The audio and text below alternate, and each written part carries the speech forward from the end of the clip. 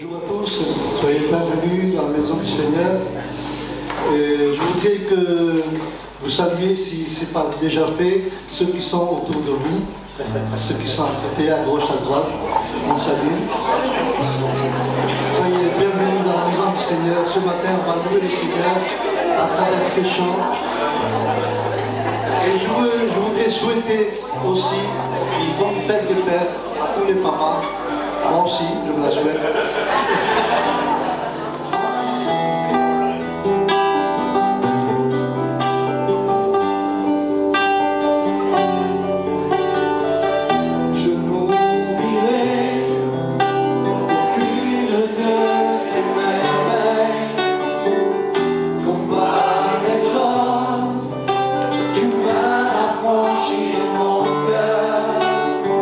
Tu m'as trouvé libéré.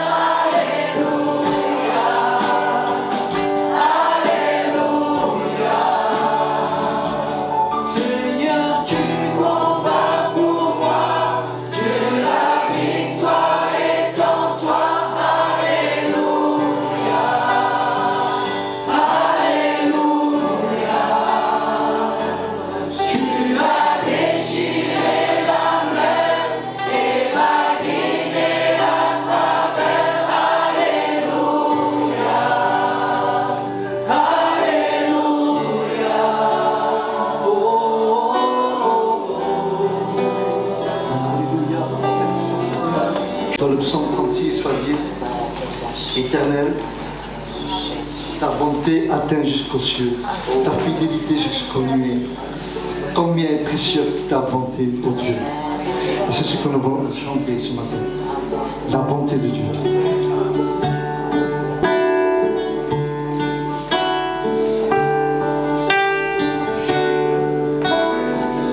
Seigneur, je t'aime.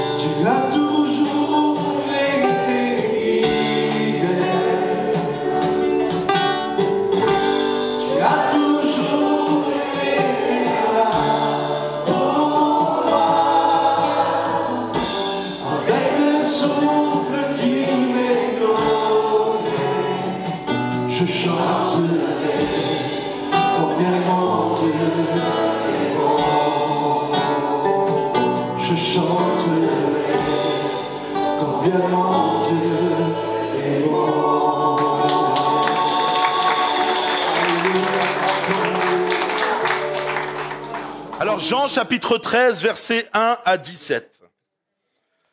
Avant la fête de Pâques, Jésus sachant que son heure était venue de passer de ce monde au Père, et ayant aimé les siens qui étaient dans le monde, mit le comble à son amour pour eux.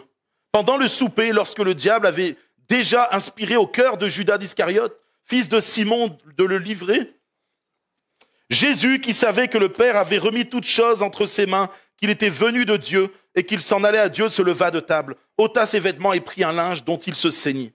Ensuite, il versa de l'eau dans un bassin et il se mit à laver les pieds des disciples et à les essuyer avec le linge dont il était saint. Il vint donc à Simon-Pierre. Et Pierre lui dit, « Toi, Seigneur, tu me laves les pieds ?»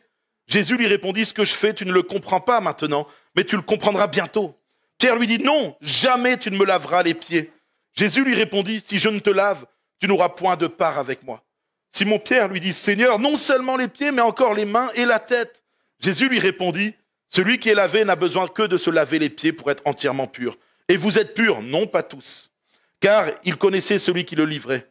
C'est pourquoi il dit, « Vous n'êtes pas tous purs. » Après qu'il leur eut lavé les pieds et qu'il eut pris ses vêtements, il se remit à table et il leur dit, « Comprenez ce que je vous ai fait?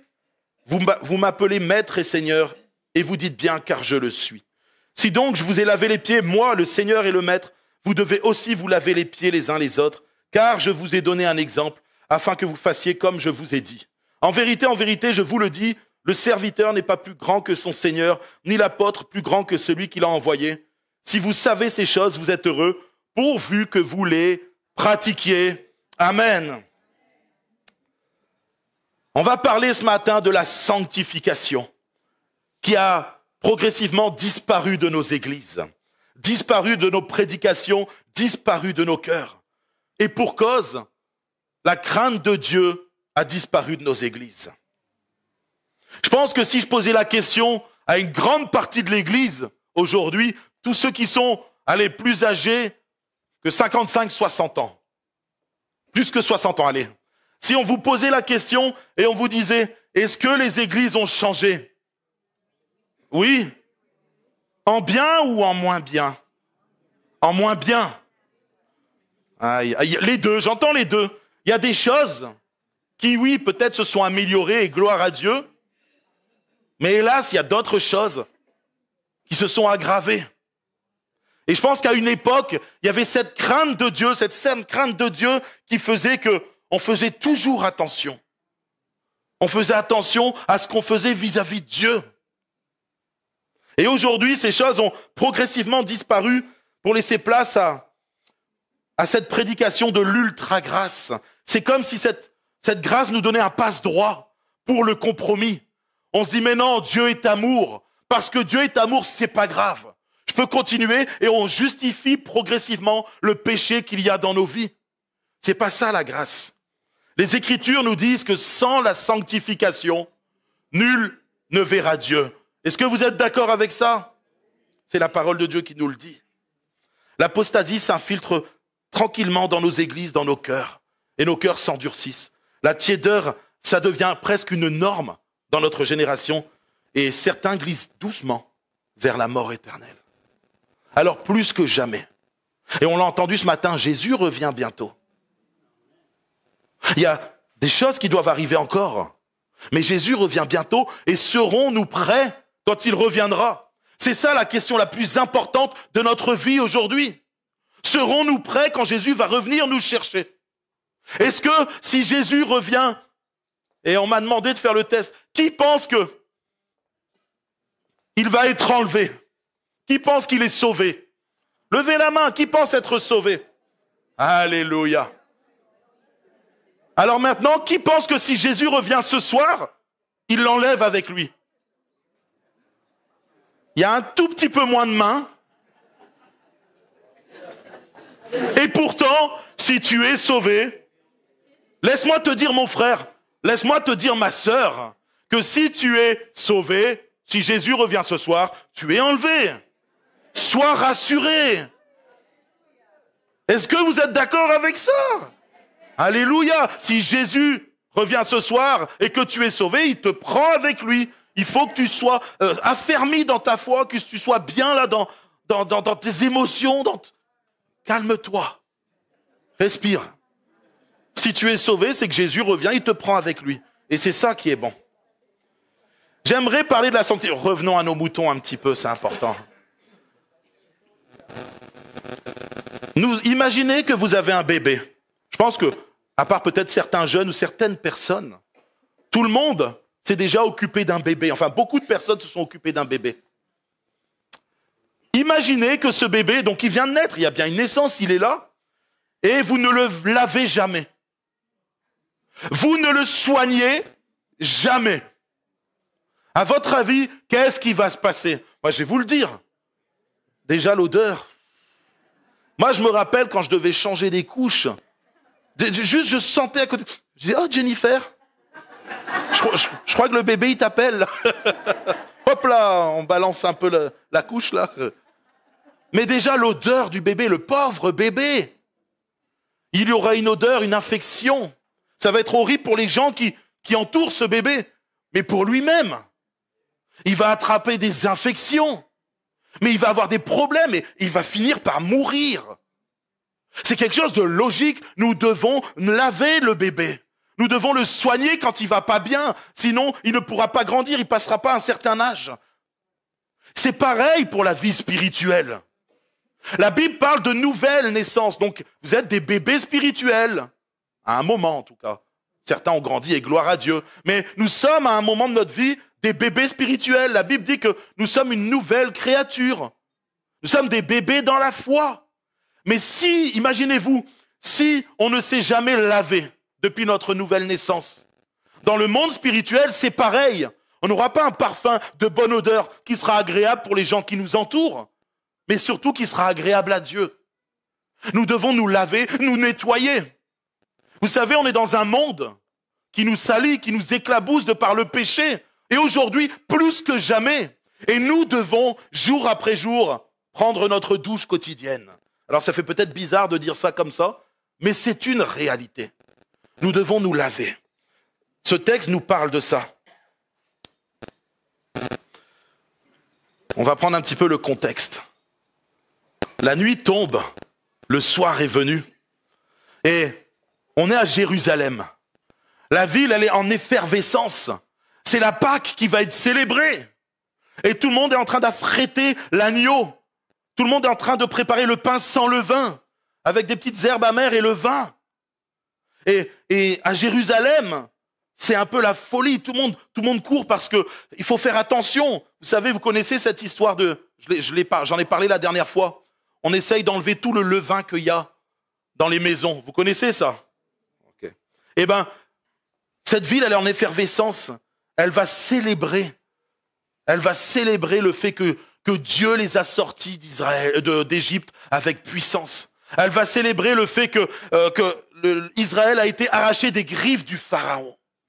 Et c'est ça qu'ils vont célébrer à ce moment-là. On est dans cette période où la Pâque va être célébrée, sauf que il y a quelque chose de plus important encore qui est en train de se préparer dans ce lieu. L'agneau de Dieu, lui-même est là. L'agneau qui est pur, qui est saint, qui est sans tache, qui est sans défaut. Il va se lever et il va faire quelque chose d'extraordinaire. Il va laver les pieds de ses disciples. Impensable à cette époque. Parce que vous savez, ce qui lavait les pieds des disciples, des gens, c'était des esclaves. Et Jésus va faire l'impensable. Il va se mettre à genoux, il va laver les pieds de ses disciples. Inimaginable. Impressionnant.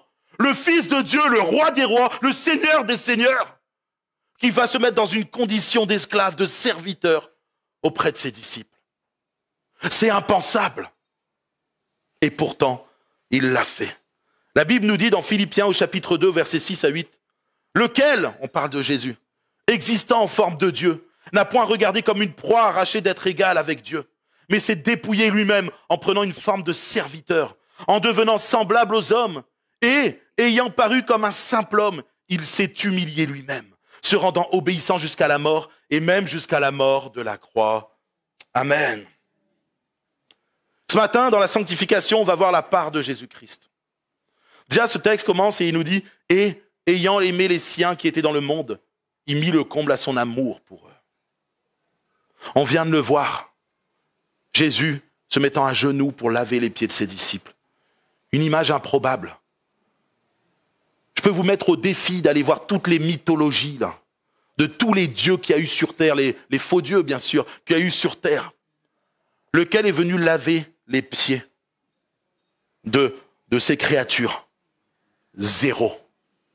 Je vous mets au défi, une fois de plus, de trouver lequel Dieu, s'il y a un Dieu sur terre qui est venu et qui a livré sa vie en sacrifice pour sauver l'humanité, pour sauver des gens qui, je vous le rappelle, l'ont injurié, des gens qui lui ont craché dessus, des gens qui l'ont malmené, des gens qui l'ont percé. Il le savait. Et pourtant, il est venu se livrer en sacrifice pour chacun d'entre nous. Je vous mets au défi de trouver un tel Dieu sur terre. Ça n'existe pas. Un Dieu moral, un Dieu saint, un Dieu pur. Dans toutes les mythologies, les dieux étaient souillés. Ils mentaient, ils trichaient. Ils avaient des relations avec les femmes. En l'histoire de la mythologie grecque, par exemple, quelle horreur.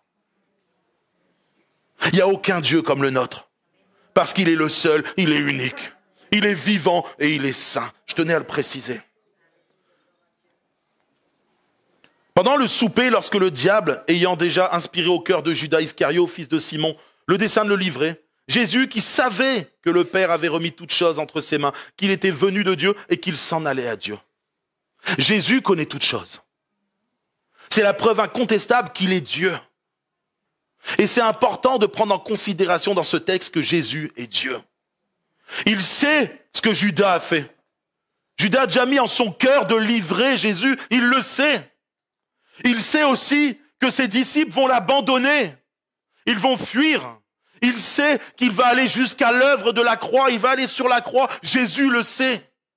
Et Jésus sait également, pire que tout ça, qu'il va devoir porter notre péché sur ses épaules. Le péché de l'humanité. Il va devoir boire cette coupe. Quelle horreur pour lui. Et pourtant, il n'hésite pas une seconde à se lever et à faire ce qu'il doit faire pour nous sauver parce qu'il nous aime. Vous croyez que Jésus nous aime? Si ce matin, il y a quelqu'un qui a des doutes, si ce matin, il y a quelqu'un qui n'est pas sûr, laisse-moi te dire que Jésus t'aime. N'aie aucun doute, il a payé le prix, il a donné sa vie pour toi parce qu'il t'aimait. C'est important que tu le saches. Jésus se leva de table, ôta ses vêtements et prit un linge dont il se ceignit. Ensuite, il versa de l'eau dans un bassin et il se mit à laver les pieds des disciples et à les essuyer avec le linge dont il était saint. Jésus va prendre un tablier. Déjà, il va se dépouiller. Il va se dépouiller de qui il est, il va enlever sa tenue. Et ensuite, la Bible nous dit qu'il va prendre une serviette. Le terme utilisé, ça serait plutôt un tablier de serviteur. Jusqu'au bout, il se met au service. Jésus nous donne un exemple parfait de ce que doit être l'Église aujourd'hui. Il va lui-même verser l'eau dans le récipient. Il va lui-même essuyer les disciples. Il va les laver et les essuyer. Personne n'est venu attraper Jésus et le violenter. La Bible nous dit que c'est Jésus qui s'est livré. Si Jésus ne voulait pas se livrer, des myriades et des myriades d'anges seraient venus le libérer. Mais parce qu'il avait décidé d'accomplir la volonté de son Père, il s'est livré en sacrifice, il s'est dépouillé de sa gloire suprême afin de pouvoir être le salut de toute l'humanité. Jésus est celui qui purifie et c'est son sang qui va couler à la croix. Son précieux sang, on l'a chanté, qui va nous purifier, nous sanctifier, qui va effacer, pardonner la dette qui était au-dessus de nous et le péché qui était collé à notre peau. La Bible nous dit qu'il est le seul à pouvoir le faire. Il n'y a aucun homme sur terre, il n'y a aucun homme qui a foulé cette terre. Aucun. Même le meilleur des hommes, même le plus grand des prophètes, qui est digne de Christ. Il n'y a personne qui est digne d'être comparé à lui. Certaines religions essayent de mettre d'autres prophètes à l'égal de Jésus. Parfois, des autres vont dire, ouais, mais bon, il était un petit peu meilleur que nos prophètes. Jésus est le Fils de Dieu, il est incomparable. J'aimerais le proclamer ce matin. Il est le roi. La Bible dit qu'il jugera tous les hommes qui ont foulé le pied de cette terre. Alors même, les autres seront jugés par Christ. Il est celui qui juge. Aujourd'hui, il est celui qui sauve. Il est le salut de l'humanité. Il est l'agneau immolé. L'agneau parfait qui a donné sa vie afin qu'on puisse être sauvé. Mais un jour, il reviendra comme roi et il jugera les nations. C'est important de le savoir, il est le seul à le faire dans toute l'histoire. Il n'y a pas d'autres prophètes qui viennent, il n'y a personne. Il est le seul. Il est celui par qui le salut arrive.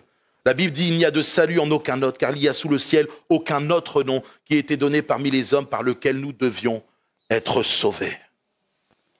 Je sais que tu le crois, mon frère, ardemment. Je sais que la plupart d'entre vous, vous le croyez. Il n'y a que Jésus et personne d'autre. J'aimerais le rappeler, c'est important. Il est le seul et l'unique. Il vint donc à Simon-Pierre, et Pierre lui dit, toi, Seigneur, tu me laves les pieds? Jésus lui répondit, ce que tu fais, tu ne le comprends pas maintenant, mais tu le comprendras bientôt. Pierre lui répondit, non, jamais tu ne me laveras les pieds. Jésus lui répondit, si je te lave, tu n'auras point de part avec moi. Simon-Pierre lui dit, Seigneur, non seulement les pieds, mais encore les mains et la tête. Ce que Jésus est en train de faire représente son sacrifice à la croix. Ce qu'il est en train de faire, ça représente son sang qui coule et qui vient effacer les péchés de l'humanité. Jésus est en train de prophétiser sa mort à la croix et symboliquement, le fait qu'il nettoie ses disciples, il est en train d'expliquer, mais ils ne peuvent pas le comprendre à ce moment-là. C'est pas possible. Pourtant, Jésus leur a dit, mais je vais être livré, on va m'attraper, on va me tuer, etc. D'ailleurs, Pierre, à un moment, va se fâcher. Oh, que ne plaise à Dieu, jamais. Ce Pierre, parfois on est des pierres, c'est vrai. Pareil, quand ils vont venir attraper Jésus dans le jardin, Jésus sait, il se livre, il n'y a pas de souci pour Jésus. Pierre va venir, il va découper l'oreille. Jésus va lui dire, c'est pas ça. C'est pas comme ça, Pierre, t'as pas compris encore. Et là, une fois de plus, Pierre ne comprend pas. Il ne comprend pas parce que parfois, la chair est là. Ah, elle résiste, elle lutte. Elle lutte avec ce que Jésus veut faire de nous. La chair lutte avec la sanctification. Et Pierre est l'exemple parfait de la chair qui a du mal à accepter l'œuvre de la croix. Qui a du mal à accepter que Jésus puisse venir nous laver, nous sanctifier, nous purifier. On a besoin d'un nettoyage, et parfois certains un peu plus en profondeur. En tout cas, moi, j'avais besoin d'être bien lessivé. Et vous savez, Pierre, à ce moment-là, ne le comprend pas. Mais Jésus va lui dire, Pierre, tu ne comprends pas, mais si je le fais pas, si tu ne passes pas par l'œuvre de la croix, Pierre, si tu n'acceptes pas d'être lavé par mon sang précieux, tu n'auras pas de part avec moi. La Bible nous dit, dans Romains au chapitre 8 et au verset 17, « Or, si nous sommes enfants, nous sommes aussi héritiers, héritiers de Dieu et co-héritiers de Christ.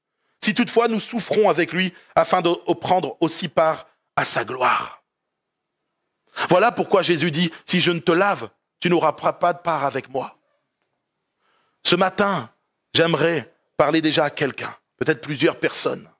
Peut-être que tu n'as pas encore accepté Jésus-Christ comme ton sauveur et Seigneur. Laisse-moi te dire que Jésus est venu faire sa part. Il l'a accompli parfaitement. Il a payé le prix sur la croix. Il est monté. Il a accepté de porter le prix de nos péchés. Il a été transpercé, accroché sur cette croix. Il a été mis au rang des brigands. Son sang a coulé. Et aujourd'hui, Jésus veut te dire, mon sang a coulé pour toi aussi. Mon sang ce matin veut te purifier, il veut te laver de tous tes péchés. Et je peux ôter tout ce qui colle à ta peau, ces addictions, tout ce qui traîne dans ta vie, tout ce qui est sale, tout ce dont tu n'arrives pas à te débarrasser. Moi, Jésus-Christ, je peux le faire pour toi. Mais es-tu prêt à me livrer ta vie? Es-tu prêt à me laisser faire? Parce que si tu ne le fais pas, tu n'auras pas de part avec moi. Si Jésus n'entre pas dans ta vie, il ne lave pas l'intérieur de ton cœur. Il ne te libère pas du péché et de la mort éternelle. Tu n'auras pas de part avec lui. Alors ce matin, laisse-toi convaincre par Jésus. Comme Pierre s'est laissé convaincre par Jésus. Parce que si au départ, la chair, elle luttait, Jésus lui dit, non, tu n'auras pas part avec moi, laisse-moi faire. Et ce matin, Jésus veut te dire, laisse-moi faire dans ton cœur. Jésus veut te dire, laisse-moi faire dans ta vie. Je t'aime. J'ai mis le comble à mon amour pour vous. Je me suis livré en sacrifice pour chacun d'entre vous. Je suis devenu serviteur pour chacun d'entre vous, pour que vous puissiez avoir la vie éternelle. Alors ne résiste pas ce matin. Laisse-moi te purifier. Laisse-moi devenir ton frère, ton co-héritier. Tu deviendras avec moi héritier de la gloire de Dieu. Ce matin, Jésus t'appelle et il te dit, laisse-moi te laver, laisse-moi te purifier. C'est un appel solennel que Jésus fait ce matin à certaines personnes. Il est temps, et on l'a entendu ce matin, il est temps que tu ouvres ton cœur et que tu le laisses travailler à l'intérieur. Si tu ne le fais pas, les peurs et les angoisses qui sont actuellement dans ta vie vont grandir encore. Laisse-moi te dire que le monde, ça ne va pas aller en s'arrangeant. Ça va s'empirer, la Bible en parle. Mais toi, le Seigneur ce matin peut te donner une paix divine. Il peut t'aider à traverser tout ce qui va se passer avec la paix dans le cœur. Parce que le monde aujourd'hui, regardez ce qu'il est en train de nous offrir. Sur les médias, peur, angoisse, escalade de la haine et tout ce qui va avec. Le monde est en train de mettre dans les cœurs une montée de haine les uns envers les autres. Jésus, lui, va te mettre une montée d'amour les uns pour les autres. Alléluia. Jésus va dire quelque chose d'intéressant. Tout ce que Jésus dit est intéressant. Mais là, je parle dans ce texte. J'aimerais mettre l'accent maintenant sur ce qui va être dit. Celui qui est lavé n'a besoin que de se laver les pieds pour être entièrement pur. Pourquoi Jésus dit ça? Il vient de les nettoyer. Il vient de les décaper. C'est l'œuvre de la croix. Le sang coule et on est pardonné, on est purifié, lavé de nos péchés. Mais nous sommes dans un monde où règne le péché. Un monde sale, un monde impur, un monde rempli de haine, de colère, de jalousie, de critiques et de toutes sortes de choses mauvaises. Et vous savez, quand Jésus leur dit ça, ils ont des tuniques, mais ils sont en sandales. Vous savez, des petites sandales à l'ancienne, là, ouvertes. Et ils vont marcher dehors, et le fait d'aller marcher dehors en sandales, ça va salir les pieds. La poussière va venir sur leurs pieds, et puis, il faudra se nettoyer les pieds. Tu vas pas dormir avec des pieds sales. Hier, on est parti au parc là de Vaugrenier avec certains, et puis moi j'étais en claquette. J'étais en habit cool, short, tranquille, claquette. C'est rare de voir le pasteur comme ça, mais j'y étais. Un moment vraiment de joie, de convivialité. Et pourtant, j'ai pas marché beaucoup dans la terre. Vous savez, on a 2-3 minutes à traverser pour aller jusqu'au banc. Après, je suis resté quasiment assis sur les bancs toute la journée. Et on discutait, on échangeait. Le soir, quand je rentre, là, j'enlève mes claquettes, je suis à l'entrée, Jennifer me dit « Ah, oublie pas de laver tes pieds. » Alors, naturellement, quand je rentre le soir, je me lave pas les pieds. Parce que je suis en chaussures d'habitude, avec mes chaussettes et tout ça. Sauf que là, je vais pour me laver les pieds, je vais dans la baignoire. Et en effet, même si ça se voyait pas, je commence à savonner et à rincer. Et là, je vois toute la terre, la saleté qui s'évacue. Pourtant, j'avais pas marché beaucoup. J'avais juste fait quelques dizaines, quelques centaines de mètres dans de la terre. Mais ça a suffi à salir mes pieds. Pourtant, j'étais propre du reste du corps. C'est ce que Jésus est en train de nous dire avec le péché. On a été sanctifiés, lavés, purifiés de nos péchés. Mais le fait de marcher dans le monde, ça va salir tes pieds, ça va éclabousser sur toi. Le péché, la tentation, toutes ces choses-là vont venir et essayer de s'incruster dans ta vie. Et parfois, le péché va réussir à se coller à toi. Il te suffit juste de te repentir. Il suffit juste dans ta marche de tous les jours de demander pardon, de te sanctifier, de chercher la sainteté. C'est ce que Jésus est en train de dire dans ce texte. La sanctification, c'est pas quelque chose qui est venu d'un coup et c'est fini. C'est une œuvre qui se fait tout le long de notre vie chrétienne. Nous devons nous sanctifier, nous mettre à part du péché. Seigneur, pardonne mes péchés. Ce matin, j'ai entendu dans une prière, Seigneur, pardonne-nous, pardonne nos péchés, etc. C'est excellent. J'espère que vous le faites. J'espère que par moments, il vous arrive de demander pardon. Pardon pour vos péchés. Parfois, c'est pas des gros péchés. Mais un péché, c'est un péché. Eh ben, il faut se nettoyer les pieds. Parce que sinon, ça va gangréner. La saleté va remonter, elle va salir tout le corps. Pour revenir à notre état de pécheur, mais sûrement pas. On ne peut pas laisser ces choses-là arriver. Et c'est ce que Jésus est en train de dire. Celui qui s'est lavé, maintenant, n'a plus qu'à se laver les pieds dans sa marche quotidienne. Et c'est important. Souvent, on parle du service dans ce texte. Se servir les uns les autres. Et c'est vrai. mais ça parle aussi de la sanctification, de ce qu'on aura à faire tout au long de notre marche. La Bible nous dit dans Hébreux, au chapitre 10 et au verset 26 à 29, « Car si nous péchons volontairement après avoir reçu la connaissance de la vérité, il ne reste plus de sacrifice pour les péchés, mais une attente terrible du jugement et l'ardeur d'un feu qui dévorera les rebelles. Celui qui a violé la loi de Moïse meurt sans miséricorde, sur la déposition de 2 ou 3 témoins. De quel pire châtiment pensez-vous que sera jugé digne celui qui a foulé aux pieds le Fils de Dieu, qui aura tenu pour profane le sang de l'alliance, par laquelle il a été sanctifié, et qui aura outragé l'esprit de la grâce. Car nous connaissons celui qui a dit « À moi la vengeance, à moi la rétribution, et encore, le Seigneur jugera son peuple. » Alors je ne veux pas vous faire peur ce matin. Ne vous inquiétez pas, si vous avez péché, il vous suffit sincèrement de vous placer devant Dieu et de dire « Seigneur, pardonne mes péchés. » Et parce qu'il est bon, juste et fidèle, il nous pardonne nos péchés, il efface nos iniquités. C'est ce que la Bible nous dit dans 1 Jean 1,8. Si tu te places devant Dieu, tu demandes pardon pour tes péchés, tu seras pardonné. Et certains m'ont déjà posé la question, mais est-ce que Jésus peut nous pardonner à chaque fois? Jésus, à un moment, il va dire, 7 fois, 70 fois, tu dois pardonner ton frère. Ça fait 490. Ouh là là. Ça peut venir vite, attention.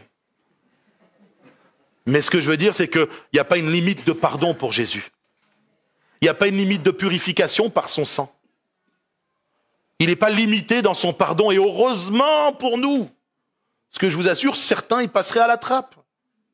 Mais par contre, pour ceux qui disent, on est sous la grâce, il n'y a plus besoin, j'ai été sanctifié une bonne fois pour toutes, et maintenant, vivons notre vie. Et puis, tu vis dans la vulgarité, tu parles mal, tu passes ton temps à avoir des choses vulgaires dans ta bouche.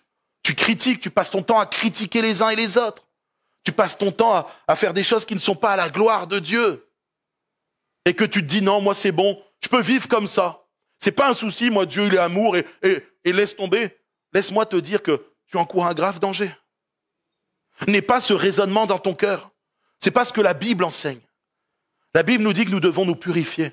Nous devons nous placer devant Dieu et être trouvés irréprochables le jour où il reviendra.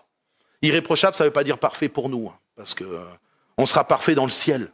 C'est-à-dire tendre vers la perfection et avoir un cœur sincère, cherchant l'amour de Dieu et cherchant la sanctification, la pureté, afin qu'il n'y ait pas de tache sur nos robes quand Jésus viendra nous chercher.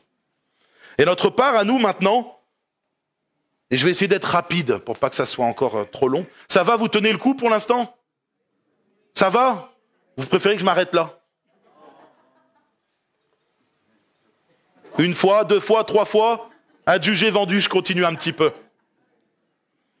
Maintenant, notre part à nous, ça a commencé, on se sanctifie, on demande à Jésus de nous demander pardon, mais Jésus va dire quelque chose d'intéressant. Vous m'appelez maître et seigneur, et vous dites bien, car je le suis.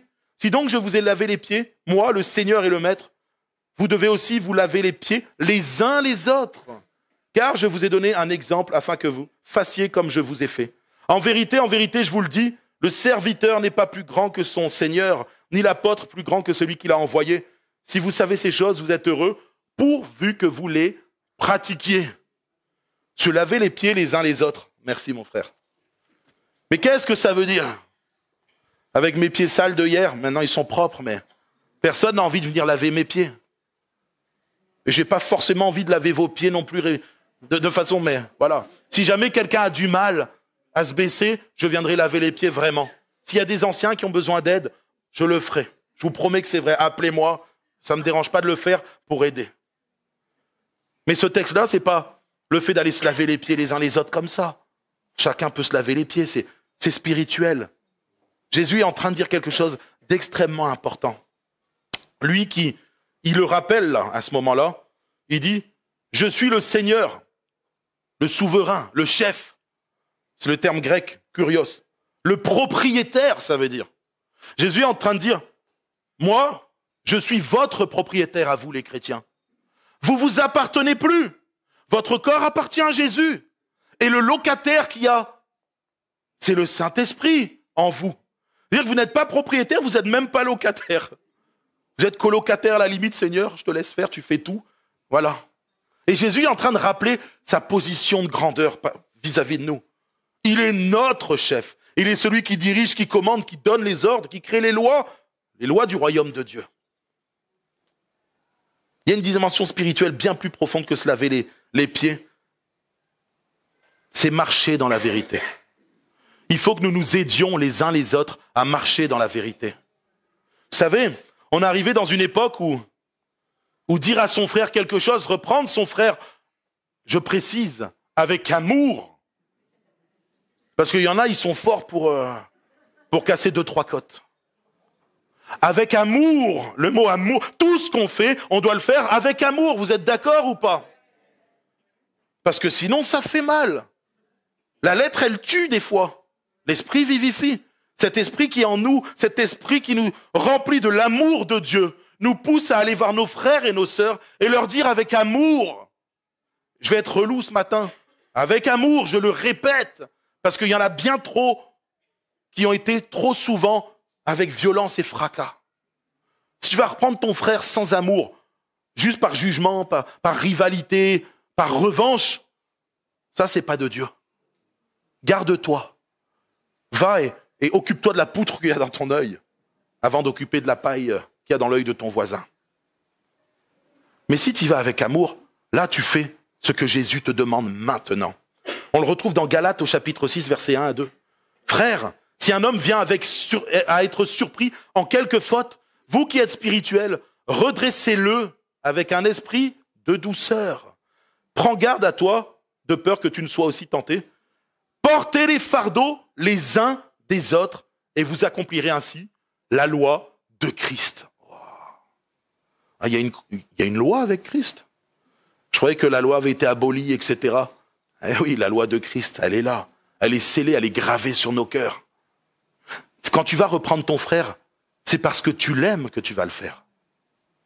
C'est par amour vis-à-vis de lui que tu vas le reprendre. Parce que si tu vois que ton frère est dans le péché et que ton frère n'arrive plus à entendre la voix de Dieu, quand il lit la Bible, ça ne le reprend plus. Quand il y a des prophéties comme ce matin, des paroles de connaissance qui viennent et qui disaient « Hey, attention, il y a quelque chose, travaille sur ton cœur qu'il n'entend plus. » Dieu veut se servir de toi pour aller voir ton frère et lui dire hey, fais attention parce que là, tu dérives. Là, il y a quelque chose qui ne va pas, mon frère. Et on va prier ensemble.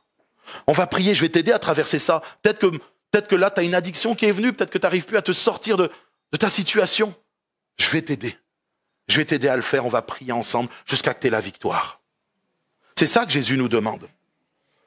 Et Jésus nous dit dans Matthieu au chapitre 18 et au verset 15, « Si ton frère a péché, va et reprends-le entre toi et lui seul. » Alors je m'arrête déjà sur cette première phrase. Ne va pas voir le monde entier pour dire ce que ton frère a fait. S'il te plaît, mon frère, ma sœur, va voir directement la personne concernée. Si tu vois que quelqu'un a fait quelque chose ou a dit quelque chose, plutôt que d'aller lui taper dessus, derrière lui, je l'assure, hein, toujours plus facile d'aller parler dans le dos. Va le voir en face, c'est ce que la Bible dit. Et dis-lui, écoute mon frère, écoute ma sœur, là ce que tu fais, c'est pas de Dieu. Là ce que tu es en train de faire, ça colle pas avec ce que la parole de Dieu nous dit. Je préfère te le dire en face, mais ressaisis-toi mon frère. Ressaisis-toi, c'est ce que Jésus demande. Va le reprendre seul à seul. Va pas en parler à tout le monde, même si je sais qu'aujourd'hui, au nom de l'unité, d'une pseudo-paix d'amour, il faut que tout le monde fasse ce qu'il veut. Non, c'est pas ce que la Bible demande. Vous voyez, il y a plusieurs textes dans la Bible qui nous disent « Va voir ton frère et reprends-le ». C'est important. Et là, Jésus va dire « S'il t'écoute, tu as gagné ton frère. » Voilà pourquoi tu dois aller reprendre ton frère. Pour le gagner à nouveau, parce qu'il s'est égaré, il s'est perdu. Il a besoin de revenir sur le droit chemin. Le but d'aller reprendre ton frère, c'est pas de, excusez-moi l'expression, de lui taper dessus.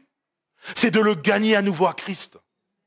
C'est ça le but quand tu vas reprendre quelqu'un, c'est avec amour. L'amour de le revoir à nouveau sur le chemin avec toi. Vous reprenez la route ensemble et gloire à Dieu. Mais il faut le faire. Mais s'il ne t'écoute pas, prends avec toi une ou deux personnes afin que toute l'affaire se règle sur la déclaration de 2 ou 3 témoins. S'il refuse de t'écouter, dis à l'Église. Et s'il refuse d'écouter aussi l'Église, qu'il soit pour toi comme un païen et un publicain. Je vous le dis en vérité, tout ce que vous lirez sur la terre sera lié dans le ciel et tout ce que vous délirez sur la terre sera délié dans le ciel. Je vous dis encore que si 2 d'entre vous s'accordent sur la terre pour demander une chose quelconque, elle leur sera accordée par mon Père qui est dans les cieux. Car là où 2 ou 3 sont assemblés en mon nom, je suis au milieu d'eux. Hein? Tiens, je vais poser une petite question, juste par curiosité. Qui n'a jamais dit « Ah Seigneur, tu es présent avec nous parce que là où 2 ou 3 sont en ton nom, tu exauces la prière. » Donc, qui n'a jamais dit ça? Moi, je l'ai fait. Hein. Et on se sert de ce texte pour dire, quand on est 2 ou 3, Jésus, il agit, Jésus, il entend la prière à ce moment-là, et là, il va exaucer. Pourtant, un peu plus loin dans la Bible, Jésus va dire, mais quand tu pries, entre dans ta chambre, ferme ta porte et prie ton Père qui est dans le lieu secret. Et ton Père qui voit dans le secret te le rendra. On a tous souvent pris ce texte pour dire, Seigneur, quand on est 2 ou 3, c'est là où tu es présent. Mais quand tu es tout seul, Jésus est présent aussi. Est-ce que tu crois, mon frère, ma sœur, que quand tu rentres dans ta chambre, dans le lieu secret, et que tu pries, Jésus t'entend?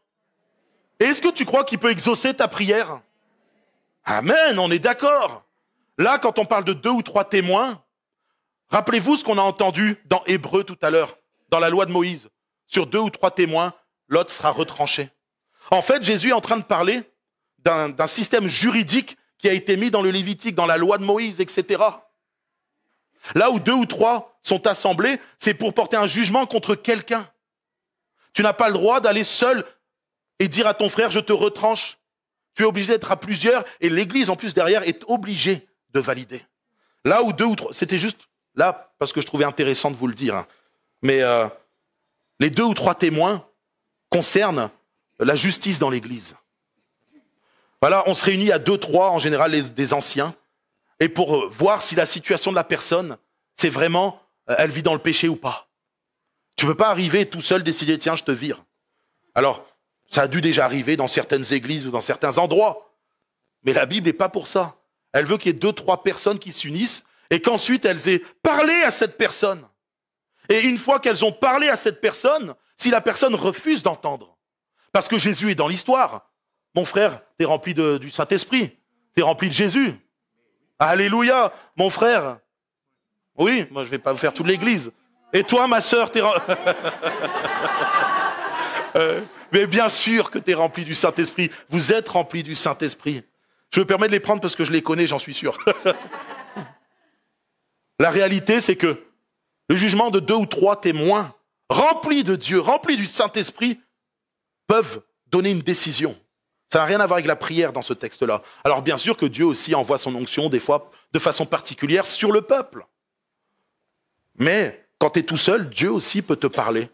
Quand tu es tout seul, Dieu peut répondre à ta prière. Il peut exaucer ta prière. Moi, je vous encourage à prier chacun d'entre vous chez soi, seul, devant Dieu. La première personne à qui tu dois parler, c'est à Dieu. Quand tu as un problème, parle à Dieu. Quand tu as un problème, cours à Dieu. Dirige-toi vers Dieu. Parle-lui dans le lieu secret. Seigneur, ça va pas là dans mon couple. J'ai besoin de toi. Seigneur, il entend ta prière, il va te le rendre. Il va régler la situation. Dans des situations particulières, place-toi à genoux dans ta chambre. Seigneur, tu te places devant Dieu. Ensuite, si tu vois que ça persiste et que tu commences à être fatigué par le combat, parce qu'il y a des combats qui sont épuisants, là, bien sûr, tu vas vers l'église et tu demandes l'aide de l'église. On priera tous ensemble. Mais crois que Jésus peut t'exaucer seul. Pas besoin d'une foule.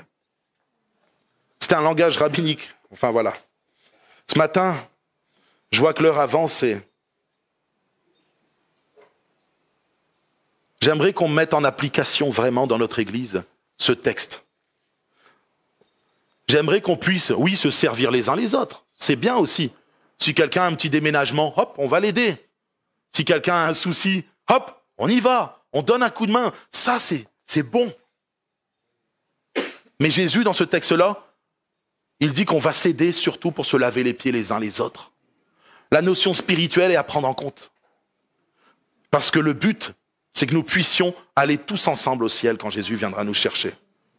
Le but, c'est qu'aucun de nous ne se perde. Le but, c'est que jour après jour, nous puissions marcher comme Jésus le veut. Saint, irrépréhensible. Alors bien sûr, c'est une image, on ne le sera que dans le ciel. Ne mettez pas la barre trop haute, parce que vous n'y arriverez jamais. Mais ayez un cœur sincère. Dans votre cœur, c'est se dire, Seigneur, je vais être semblable à toi. Tu es mon modèle. Seigneur, je cherche à être pur pour toi, pour te faire plaisir. Seigneur, il connaît ton cœur. Il connaît tes limites. Il sait qu'on n'est que des êtres humains. Paul va dire qui me délivrera de ce corps de chair, etc. Donc je ne vais pas vous dire vous devez être saint, alors que moi-même, je n'arrive pas à être parfait. Mais on doit chercher à l'être de tout notre cœur, sincèrement. Quand vous avez un problème avec votre langage, demandez au Seigneur de transformer votre langage. Quand vous avez un souci, vous jugez les gens, vous critiquez, demandez au Seigneur d'enlever la critique, d'enlever le jugement. C'est important. Ne justifiez pas la critique et le jugement. Ne critiquez pas le langage vulgaire, ne validez pas, le péché. Que personne ne justifie jamais son péché, mais qu'on se place devant Dieu et qu'on se repente de son péché. C'est ce que Jésus veut. Et qu'on s'aide les uns les autres à toujours être meilleurs, à toujours ressembler de plus en plus à Jésus-Christ. Que l'Église de Christ, on l'a entendu, se sanctifie. Que celui qui se sanctifie encore. Et c'est le lot de l'Église, de se sanctifier encore. Nous sommes dans des temps difficiles, on l'a entendu ce matin et on le voit aujourd'hui dans l'actualité. Ça chauffe de partout. Jésus l'avait annoncé. Une nation s'élèvera contre une nation, etc. Un peuple contre un peuple. Ce sera des guerres et des buts de guerre. Mais ce n'est pas encore la fin. Il y a un crescendo dans tout ça. Hélas, il y a un crescendo. Et si l'Église n'est pas prête, elle ne s'est pas sanctifiée, elle ne s'est pas purifiée auprès de Christ, c'est pas quand ça sera le chaos partout que les gens se mettront à dire « Oh Seigneur », la peur va gagner ces gens. Ça va les effrayer. Ils auront des réactions qui ne seront pas adéquates avec ce que Christ veut. Et vous savez, c'est une certitude, Jésus va revenir. Et de tout mon cœur, j'espère que toutes les personnes qui sont là ce matin, de tout mon cœur, j'espère qu'il n'y en a aucune qui se perdra. Alors, on va tout simplement fermer les yeux.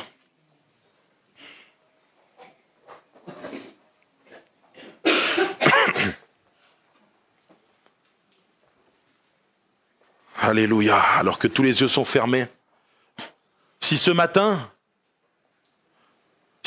tu sens que ta vie n'est pas en règle avec Jésus, si ce matin tu sens que ce message t'a parlé, tu as besoin de te sanctifier, tu as besoin d'aller plus loin avec Dieu.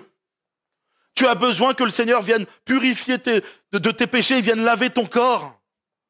Si tu veux que le Seigneur ce matin rende ta vie pure comme l'eau, pure comme la neige, aussi blanche que la neige. Si tu as besoin que le Saint-Esprit vienne travailler et ôter certains péchés, certaines choses, certaines addictions, certains comportements de ta vie, alors lève ta main à ta place et on priera pour toi. Alléluia.